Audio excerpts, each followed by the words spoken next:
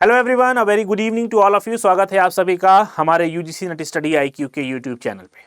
कल 15 question 30 minute series लगाते समय जब हम हायर एजुकेशन सिस्टम की सीरीज कर रहे थे, शाम में 3 बजे की जो मेरी क्लास होती है, तो उसमें एक प्रश्न आया। वो प्रश्न कुछ इस तरीके से था कि भारत में कुल सकल घरेलू उत्पाद का कितना प्रतिशत रिसर्च और डेवलपमेंट पे व्यय होता है। यानी भारत की जो जीडीपी है उसका कितना प्रतिशत हम सिर्फ R&D रिसर्च और डेवलपमेंट पे खर्च करते हैं। तो आपको जान के ये बहुत ही आश्चर्य होगा कि भारत इतनी बड़ी इकोनॉमी वाला देश और अपने R&D रिसर्च और डेवलपमेंट, अनुसंधान और विकास के लिए टोटल जीडीपी का मात्र 0.69% ही ये देश इस पर व्यय करता है। ठीक है, तो इस बात को मद्देनजर रखते हुए सरकार ने एक स्कीम चलाई। वो स्कीम इतनी इंपॉर्टेंट है कि उससे रिलेटेड आपके यूजीसी नेट पेपर 1 की परीक्षा में सन 2019 में एक प्रश्न भी आया जो आपके सामने है।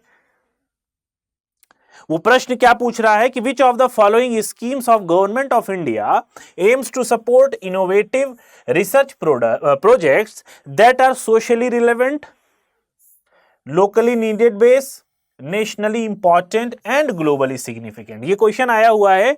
मैंने 2019 बोला था, लेकिन ये क्वेश्चन 13 नवंबर 2020 की शिफ्ट 1 में पूछा गया प्रश्न है। ये सही जवाब इसका आपके सामने भी है, स्ट्राइड। आज हम इस स्ट्राइड के बारे में जानेंगे और सरकार की बनाई हुई इस स्कीम के बारे में भी जानेंगे कि ये स्कीम क्या है और इसके क्या क्या ऑब्जेक्टिव्स हैं। स्ट्राइड का ये आप लोगो देख रहे होंगे। स्ट्राइड में S stands for scheme, S stands for scheme, T stands for transdisciplinary, R stands for research, I stands for India, D stand for developing and E stand for economy. तो the university grants commission ये किसके द्वारा बनाई गई योजना है या जो स्कीम है ये किसके द्वारा अप्रूव की गई है? University grants commission has approved a new initiative scheme for transdisciplinary research for India's developing economy stride. ठीक है, ये फुल फॉर्म भी इंपॉर्टेंट हो सकती है, हो सकता हो आपको इसकी फुल फॉर्म भी पूछ ली जाए। To promote quality research by students and faculty. ये ट्रांसडिसिप्लिनरी क्या होता है? दो विषयों को एक साथ जब हम पढ़ते हैं, ठीक है, इसकी बात इसमें पढ़ेंगे, इसकी बात इसमें, या फिर इन दोनों के संबंध को जब हम स्थापित करते हैं या इन दोनों के बारे में जब हम रिलेशन को डेवलप करते हैं, this is known as transdisciplinary research. It aims to support innovative transdisciplinary research and new knowledge creation. इससे क्या होगा?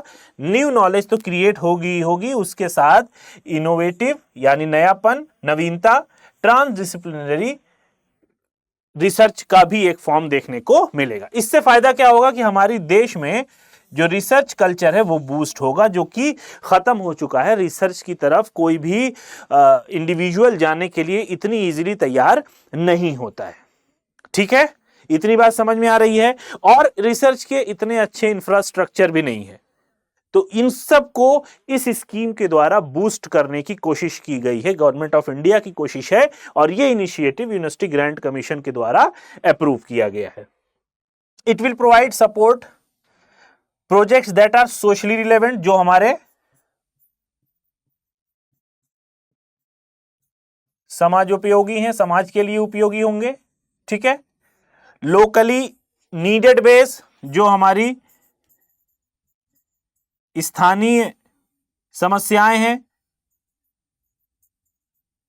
या आवश्यकता है उससे रिलेटेड होगी। यानी जो रिसर्च हम करेंगे वो हमारे लोकल नीड को भी पूरा करेगी और राष्ट्र की लिए भी इंपॉर्टेंट होगी, हमारे देश के लिए भी इंपॉर्टेंट होगी और ग्लोबली भी सिग्निफिकेंट होगी। STRIDE shall support research capacity building as well as basic applied and transformational action research that can contribute to national priorities with a focus on inclusive human development। Focus क्या होगा? Inclusive human development. ठीक है, समावेशी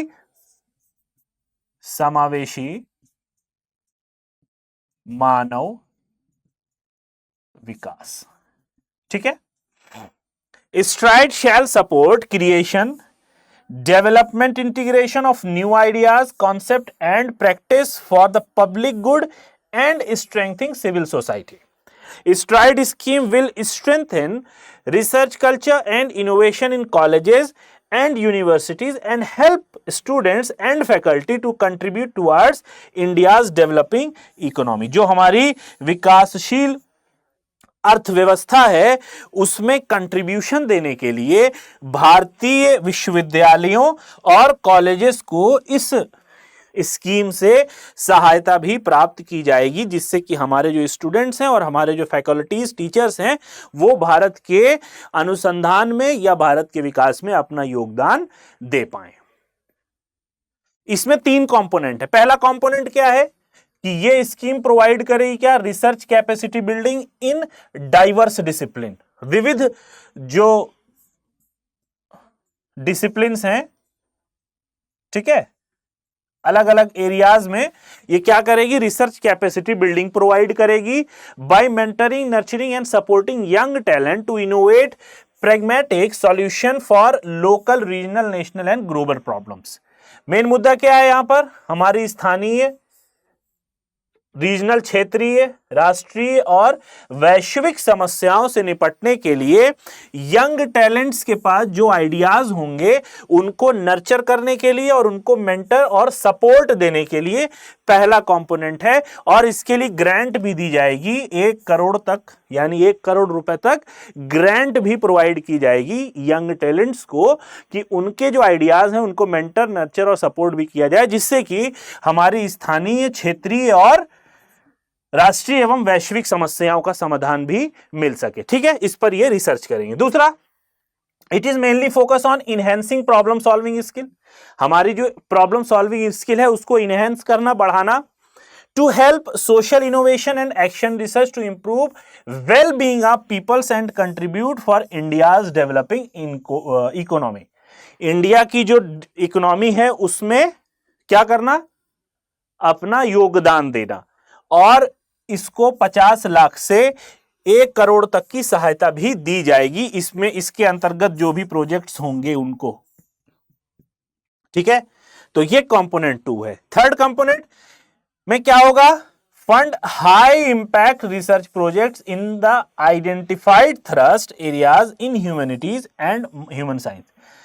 humanities और human science में जो high impact वाले research projects होंगे उनको क्या किया जाएगा, ग्रांट अवेलेबल की जाएगी। अब जैसे through national network of eminent scientist, जैसे कोई एमिनेंट साइंटिस्ट है, बहुत मशहूर साइंटिस्ट है, उसके नेटवर्क के द्वारा ये रिसर्च किया जाएगा। अब ये हाई इंपैक्ट क्यों है, क्योंकि इसमें 1 करोड़ से 5 करोड़ तक की धनराशि सहायता या हम अनुदान के रूप में दी जाएगी, ताकि रिसर्च कंडक्ट हो सके और हमारी जो भारतीय इकोनॉमी है इसमें और विकास हो सके, या ये और स्ट्रेंथिंग हो सके इसमें। ठीक है, यानी इसमें और बल मिल सके और मजबूत हो सके। तो ये बात थी स्ट्राइड की। मैंने क्वेश्चन भी दिखा दिया, क्वेश्चन भी इससे रिलेटेड आया हुआ है और कौन कौन से कंपोनेंट है मैंने वो भी बता दिया।